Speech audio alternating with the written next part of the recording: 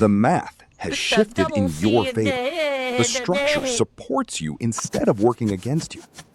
You are not a better person. You are in a better position. And the reason this matters, the reason it is worth understanding mechanically and not just anecdotally, is that it reframes what the first 20,000 actually is. It is not a savings goal. It is an infrastructure investment.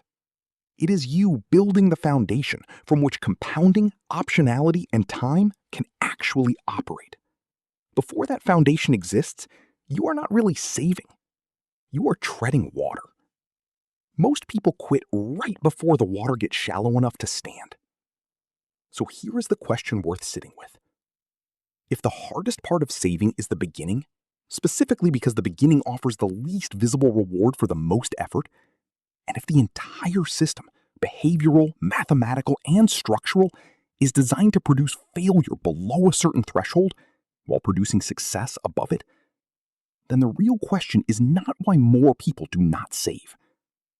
The real question is who decided 20,000 was the threshold, and whether that number has quietly been moving further away from most people than anyone has bothered to say out loud. Here is where this lands. The reason saving gets easier after the first 20,000 is not discipline. It is not motivation. It is not that you finally read the right book or listened to the right podcast. It is that the conditions under which you are operating have genuinely. Now for the part people do not want to hear. None of this works if you spend the 20,000 the moment you have it. There is a well-documented psychological phenomenon where people treat savings accounts like a target rather than a floor. They work hard to reach a round number, 20,000, 50,000, whatever it is. And then they feel psychologically licensed to spend. They bought a car. They did the kitchen renovation. They took the trip. And suddenly, they are back below the threshold, back in the gravitational zone, back paying the panic premium.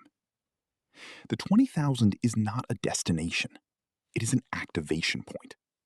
The goal is to cross it and keep going, to use it as the floor from which you operate, not a ceiling that rewards you for your effort. And this is where the emotional framing of savings starts to matter as much as the math. If you have been told your whole life that money is something you earn and spend, the concept of treating it as something you accumulate and protect feels foreign, almost suspicious, like you were supposed to feel guilty for not spending it. Whole industries depend on that guilt. They're very good at cultivating it. To $100 a month on its own, that is roughly $1,000 a year in passive interest income. Your effective savings rate, the amount your savings grows each year, is now no longer $3,800. It is $4,800.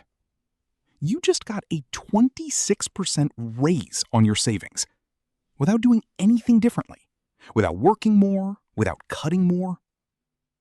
By year 10, assuming you continue contributing and do not touch it, the compounding has become a genuine, visible, structural force in your financial life.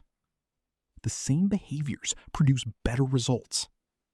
The same discipline goes further. This is not magic.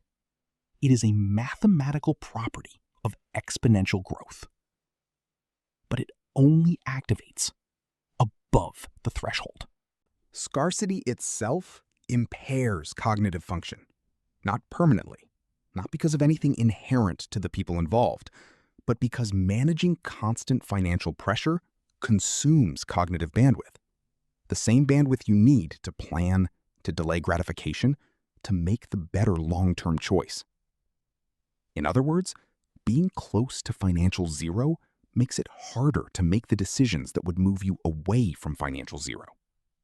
The system is not rigged exactly, but it does have a gravitational bias toward keeping people where they already are.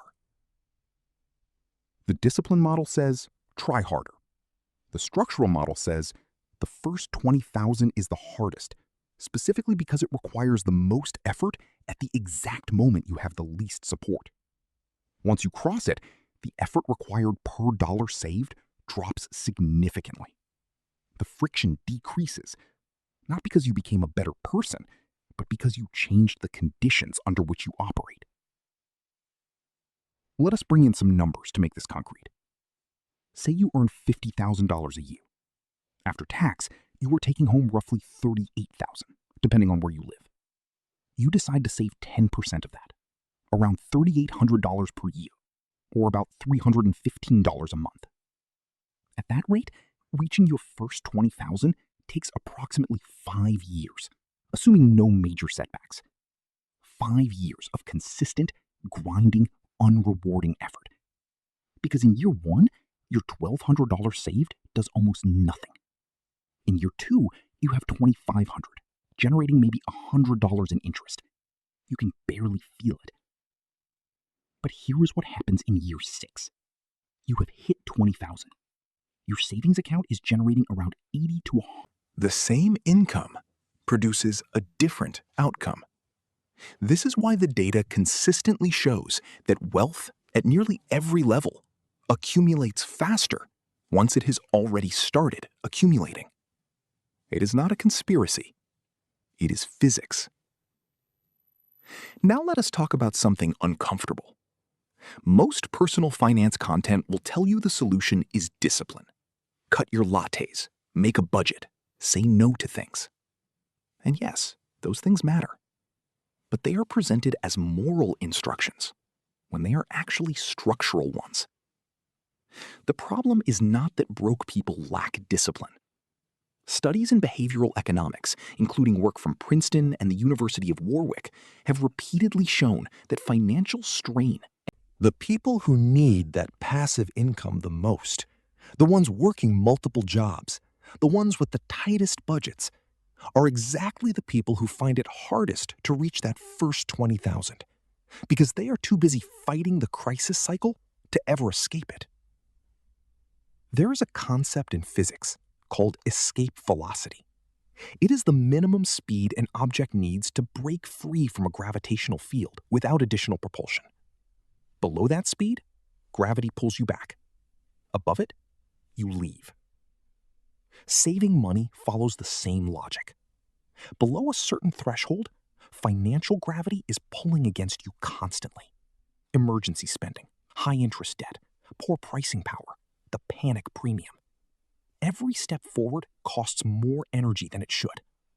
You save $100 and spend $120 dealing with the consequences of not having had it sooner. Past the threshold, the gravitational pull weakens. Not to zero, but enough. You stop losing ground to emergencies. You start accruing interest instead of paying it. You have time to make decisions, which means you make better decisions, which means your money stretches further. Financial decision is made under pressure, usually time pressure, which means it is almost never the optimal decision.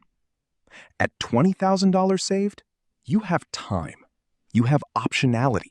That car breakdown is a Tuesday inconvenience, not a Monday catastrophe.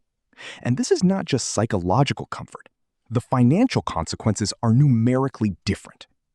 A person with no savings who faces a $2,000 emergency will, on average, pay somewhere between 15% and 40% more for that emergency than a person who can pay cash. They are paying the panic premium. Higher interest rates, worse negotiating position, less time to shop around. Urgency is expensive, and the poor pay it constantly. So the first function of that $20,000 is defensive. It is a firewall. But the second function is where things get genuinely interesting. At some point, your savings stops just protecting you. It starts producing for you. Here is the number that changes everything. In a standard high-yield savings account or money market fund in late 2023 and into 2024, interest rates climbed past 4%, sometimes 5%. That means $20,000 sitting in a well-placed account generates about $80 to $100 per month in interest without you doing anything. Now, $80 a month is not going to retire you, but let us think about what it represents. If you earn $15 an hour, that $80 is roughly 5.5 hours of your labor. every month, generated automatically, while you sleep, while you work, while you are doing literally anything else. Your money is working a part-time job for you. And here is the quiet irony of all of this. $20,000. Not $20 million, not even $200,000. $20,000. Why that number? Let us get into the mechanics. When you have zero savings, every financial problem is a crisis. Your car needs a new transmission. That is a crisis. Your dog gets sick. Crisis. You get a small pay cut. Crisis. You need a new laptop for work. Crisis. Every crisis has the same solution. Debt. You put it on a card. You dip into your paycheck. You borrow from someone. And debt, as you may have noticed, is expensive. The average credit card interest rate in the United States as of 2024 sat at around 22% annually. 22%. That means a $1,000 emergency does not cost you $1,000. Over a year of revolving debt, it cost you around $1,200. Over 2 years, more. The math compounds against you relentlessly every single month. So here's the trap.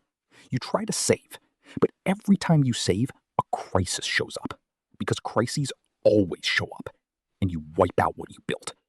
Then you have to start again, from zero, with the same demoralizing view. This is not a spending problem. This is an architecture problem. You are building on sand. The first $20,000 does one specific thing. It converts you from someone who reacts to money into someone who responds to money. Here is what that actually means. At $0 saved, you are a passive participant in your own finances. Things happen to you. A bill arrives. You pay it. An emergency lands. You scramble. Your landlord raises rent. You panic. Why saving gets easier after your first $20,000. Most people quit saving money, not because they are lazy, not because they lack discipline. They quit because for the first year or two, saving feels like it is doing absolutely nothing. You cut back on things you liked, you eat out less, you watch your friends spend freely, and at the end of the month, you check your account and the number barely moved. You saved $200. Great. At this rate, you will retire sometime around never. So you stop. Because why suffer for nothing? Here is what nobody told you. The suffering is real, but the nothing part is wrong. You are not doing nothing. You are building something. You just can't see it yet, because the first $20,000 is the hardest money you will ever save. And everything that comes after it is mathematically, genuinely, measurably easier. Not metaphorically easier, actually easier. This is the story of why. Let us go back to 1994. A researcher named Shlomo Benartzi and his colleague Richard Thaler started studying why Americans were so terrible at saving for retirement. What they found was not what they expected. It was not that people were irresponsible. It was not that they spent too much on luxuries. It was something stranger. The act of saving itself felt physically painful in the beginning. And then, past a certain threshold, it stopped hurting. In fact, it started to feel normal, almost automatic. They called part of this behavioral inertia. Most people called it giving up. But a small group, the ones who pushed through, called it something else entirely. They called it the moment money started working for them instead of the other way around. That moment, for most middle-income earners in developed economies, tends to arrive somewhere around the $20,000 mark,